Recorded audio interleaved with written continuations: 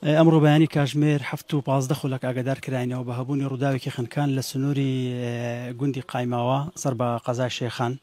لەسەر ڕووباری خازر. دەست بەجێ تیمەکانمان لە بنکەی بەرگری شارستانی بەردەڕاش و تیمی غەواس لە بەڕێوەبەراتی بەرگری شارستانی ئاکەین کە گەیشتینە شوێنی ڕوودا و دەرکەوت بۆمانکەوە 4 هاوڵاتی قەزای بەردەڕەش خنکاون. باشە ئەو جهە ئەوەوە چەندە کیرە ئەگەرێت یعنی ئەوە کەسە مەلە نەبینە چونە جاگێکی ئەو هاوڵاتیانەی کە لێرە ئامادە بوونە 7 هاوڵاتی بوونە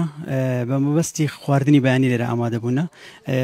وا دەرکەوتووە کە یەک لە هاوڵاتیەکانیان لەو هاوڵاتیانە یەکیان چویتە ناو ئاو بە مەبەستی مەلەوان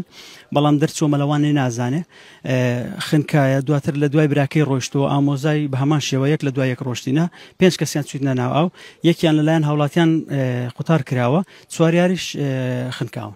باشە قوڵایی ئەو یعنی کوراتی ئەوێ لێرە چەندە؟ قوڵای ئەو لە هەندێک شوێن تەماشا دەکەی 1 مەترە لە هەندێک شوێنیش تا 3 مەتر دەڕوە. ئەو شوێنە شوێنی مەلەوانی نییە ئێمە هەموو هیما و بەرگری شارستانی کە مەبەستی قەدەغەکردن لەو شوێنانە ئەمە دامان ناوە بۆ ئەوەی خەڵک مەلەوانی لێرە نەکە بەڵام دەبینی ئەو هاوڵاتی کە دێتە مەلەوان ئەو هیمایی کە بەرگری شارستانی داینایە لەوێ لای دەبات یان فڕی دەدایەن دەیشکێنێت و دواتر بە هەمان شێوە خەڵکەکە مەلەوان دێن لە بۆ مەلەوانێ.